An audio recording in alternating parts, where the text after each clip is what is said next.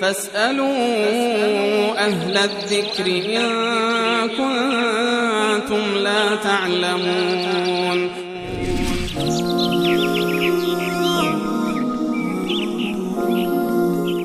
آقا محمد از ترکمنسرا و برادر دیگری که زنگ زده بودن سالشون 2 سال متناقض بود. یعنی یکیشون آقا محمد میگه گروه طالب مجاهدین سابق رو میگیرن و میکشن بدون محاکمه و اعدام میکنن، و برادر دیگرمون که زنگ زده بودن عکس اینو میگفتن که خب طالبا میرن عملیات انتحاری میکنن. ما در این زمینه نمیتونیم یک حکم کلی در یک قالب کلی برای تمام اتفاقاتی که در افغانستان میفته ما نمیتونیم صادر بکنیم. خود علمای اهل سنت و الجماعت در افغانستان میتونن در این زمینه قضاوت بکنن.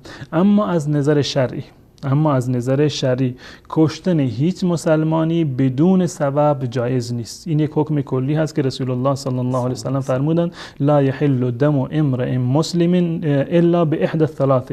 ریختن خون مسلمان جایز نیست مگر با یکی از 3 مورد. یعنی فقط 3 مورد استثناء شده که کشتن مسلمان اونم از جانب حکومت اسلامی و در واقع قصاص کردنش در واقع جایز هست. یکی سیب زانی که زنا مرتکب زنا شده باشد، و نفس به نفس که مسلمانی مرتکب قتل شده باشد باید قصاص بشود، یا کسی که کافر شده باشد و دین خودش رو تغییر داده باشد که البته در دادگاه شرعی که این روایت صحیح است، در صحیح بخاری و صحیح مسلم اومده.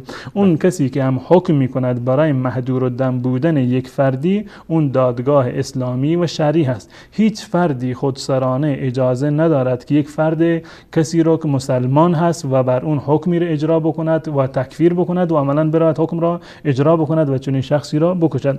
اما در جایی که به اصطلاح میدان جنگ هست، یک دشمنی مثلا غیر مسلمان اومده حمله کرده به دین مردم، به ناموس مردم، به اموال مردم دارد تجاوز میکند، از نظر شرعی هر انسانی باید از خودش دفاع بکند، ولو این که این منجر بشود به کشته شدن خودش یا به حتی به اضرار مادی به اصطلاح منجر بشود، باز هم هیچ گونه اشکالی رو ندارد. دفاع از نفس، دفاع از مال، دفاع از ناموس و دفاع از کشور یک وظیفه شرعی و قانونی هست. و در کنار این ما این صراحت رو هم داریم که کشتن هیچ مسلمانی که کلمه گوی لا اله الا الله هست به جز این مواردی که من عرض کردم اونم با یک حکم شرعی و دادگاه ذی صلاح شرعی جایز نیست که مسلمانی رو از بین ببره.